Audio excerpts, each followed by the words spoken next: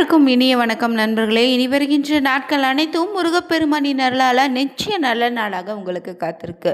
உங்களுடைய வாழ்க்கையில் ஏற்படக்கூடிய தடைகளை விலக்கி நீங்கள் மட்டும் இல்லைங்க, உங்களுடைய சந்ததியினரும் சிறப்பாகவும் வளமோடு வாழ வேண்டும்னா உங்களுடைய முன்னோர்கள் பார்த்தீங்கன்னா ஆசி உங்களுக்கு வேண்டும். முன்னோர்கள் பார்த்தீங்கன்னா பூமிக்கு வரக்கூடிய இந்த வைகாசி அமாவாசை எப்போது அமைய இருக்கு, இந்த நாளை என்ன செய்தால் பித்ரு தோஷம் நீங்கன்னு தான் இந்த பதிவில் பார்க்க இருக்கோம். மேலும் இந்த ஜோஷ்ட அமாவாசை என்று முக்கியமாக பார்த்தீங்கன்னா இந்த 5 விஷயங்களை செய்யாமல் இருங்க. செஞ்சிங்கன்னா சனியின் கோபத்திற்கு ஆளாக நேரிடும். ஏன்னா இந்த வைகாசி அமாவாசை என்று சனி ஜெயந்தி கொண்டாடக்கூடிய நாளாகவும் இருக்குது. அதனால் சனியின் தோஷத்திலிருந்து விடுபட எந்த மாதிரியான ஒரு பரிகாரம் செய்யலான்னு தெரிஞ்சுக்க வீடியோவை கடைசி வரைக்கும் ஸ்கிப் பண்ணாமல் பாருங்கள். தனிப்பட்ட முறையில் ஜாதக ரீதியாக ஏற்படக்கூடிய பிரச்சனைக்கு சரியான ஒரு பரிகாரத்திற்கு வீடியோவில் டிஸ்கிரிப்ஷன் கீழே ஒரு நம்பர் கொடுத்துருக்கோம். அந்த நம்பருக்கு நீங்கள் கால் பண்ணி தெரிஞ்சுக்கலாம். வாங்க நண்பர்களே, வீடியோக்குள்ளே போகலாம். வைகாசி அமாவாசை ஜோஷ்ட அமாவாசைன்னு சொல்லுவாங்க. ஏன்னா முன்னோர்கள் பூமிக்கு வரக்கூடிய அற்புத நாளுங்க. மேலும் சனி ஜெயந்தினை 2 நாட்களும் பார்த்திங்கன்னா கொண்டாட இருக்கோம். அந்த வகையில் 2026ஆம் ஆண்டின் மே 16ஆம் தேதி இந்த வைகாசி அமாவாசை அமைந்திருக்கு. இந்த நாளை என்ன செஞ்சால் நமக்கு நன்மையாக நடக்க ஆரம்பிக்கும், பித்ரு தோஷம் நீங்கள் என்ன ஒரு பரிகாரம் செய்யலான்னு தான் இந்த வீடியோவில் பார்க்க போகிறேங்க. அந்த வகையில் இந்த அமாவாசையினால் நீங்கள் முன்னோர் வழிபாட்டுக்குரிய திதியாக எடுத்துக்கிட்டே ஒரு வருடத்தில் அனைத்து அமாவாசையும் ஆடி தை மகாலி அமாவாசை மட்டும் இல்லை, இந்த வைகாசி மாதத்தில் வரக்கூடிய அமாவாசை ரொம்ப சிறப்பு தாங்க. இந்த வைகாசி மாதத்தில் அமைந்த இந்த அமாவாசைக்கு ஜோஷ்ட அமாவாசைன்னு சொல்லுவாங்க. ஜோஷ்ட அமாவாசைனா முன்னோர்கள் பார்த்திங்கன்னா பூமிக்கு வரக்கூடிய நாள். எனவே இந்த நாளில் பித்ரு பூஜை பித்ரு தோஷ சாந்தி செய்யக்கூடிய முக்கிய பரிகாரம் செய்யலாம். மேலும் சிறப்பு என்னன்னா சனிதேவனின் ஜெயந்தி நாளாக இருக்குது. இந்த நாளில் பகவானுக்கு சனிதேவனுக்கு நல்லெண்ணையும் கருப்பு எள்ளும் அர்ப்பணித்து வழிபடுங்க. சனி மந்திரத்தை உச்சரிப்பது ரொம்ப நல்லது. அரச மரத்தினுடைய வேருக்கு நீங்கள் நீர் ஊற்றி விளக்கேற்றி வழிபட்டால் இன்னும் சிறப்பான பலன் உண்டு. அந்த வகையில் இந்த ஆண்டு பார்த்திங்கன்னா ஜோஷ்ட அமாவாசை 16ஆம் தேதி சனிக்கிழமை அமைந்திருக்கு. இந்த நாளில் பார்த்திங்கன்னா 15ஆம் தேதி முன்னாடியே பார்த்திங்கன்னா காலையிலே தொடங்கி அடுத்த நாள் 16ஆம் தேதி 2:09 வரை இந்த அமாவாசை திதி இருக்குங்க. இந்த நாளில் பார்த்தீங்கன்னா பிரம்ம முகூர்த்த நேரத்தில் எழுந்து புனித நதியில் நீராடி தியானம் செய்வது ரொம்ப நல்லது. தானம் கொடுப்பதன் மூலம் அளவற்ற நன்மை கிடைக்கும். இதனால் நீங்கள் செய்த பாவங்கள் நீங்கி புண்ணியமும் சேருங்க.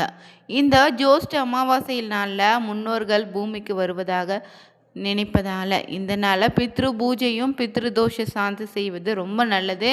இந்த நாளில் நீங்கள் செய்யக்கூடிய தர்ப்பணமோ பித்ரு பூஜையும் முன்னோர்களுடைய ஆத்மாவை சாந்தி அடைய செய்யுங்க.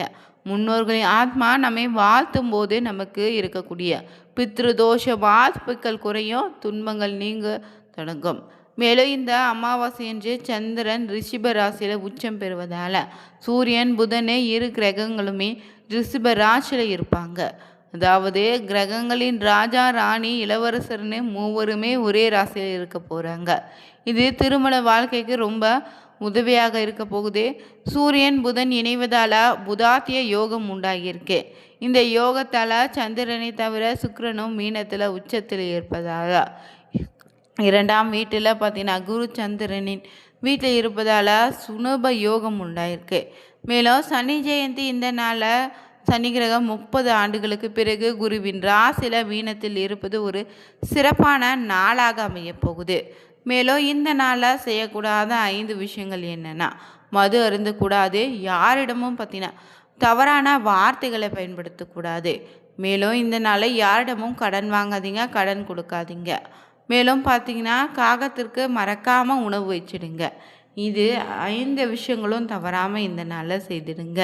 மேலும் இந்த வைகாசி மாதம் அமாவாசை என்று பார்த்திங்கன்னா எப்படி வழிபடலான்னு தெரிஞ்சுக்கொண்டு இந்த ஒரு அமாவாசை நாள் பார்த்திங்கன்னா முன்னோர்களுக்கு தர்ப்பணம் கொடுத்து பித்ரு கடன் நிறைவேற்றணும்.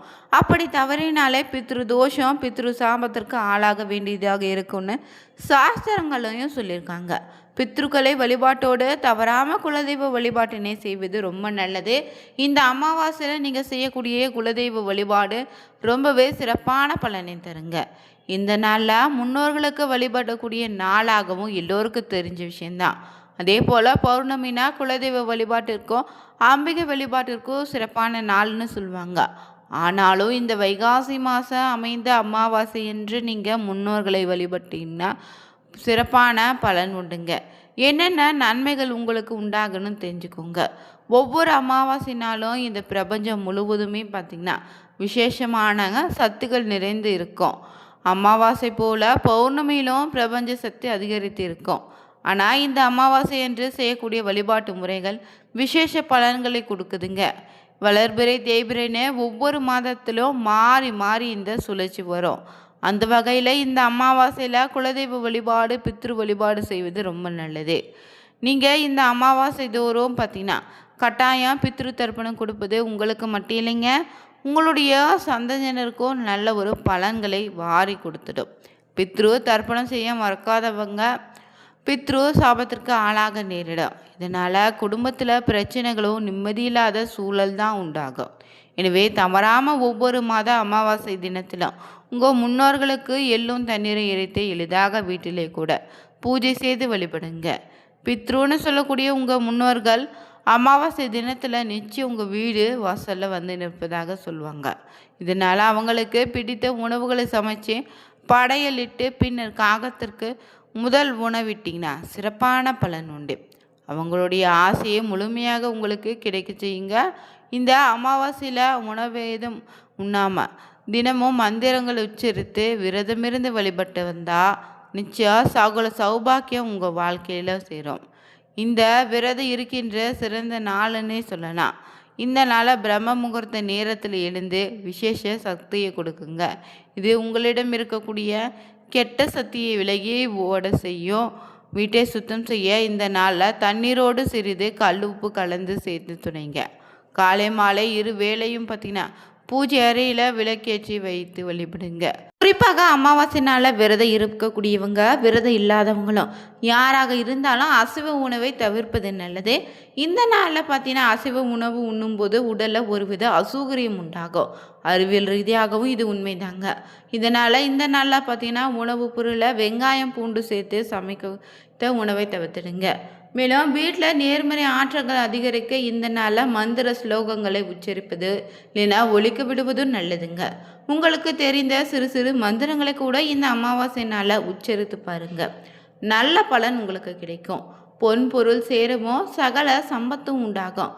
குலதெய்வ அருள் பெற இந்த நாளில் குலதெய்வ வழிபாடு ரொம்ப முக்கியம். ஒரு மண் பானையில் இல்லைன்னா செப்பு பித்தளை கலசத்தில் தண்ணீர் வச்சு பூஜை அறையில் வைங்க.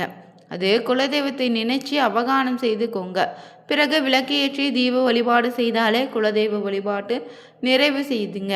உங்களால் முடிந்த அளவு இந்த நாளில் நெய்வேத்தியம் படைத்து வழிபடலாம்.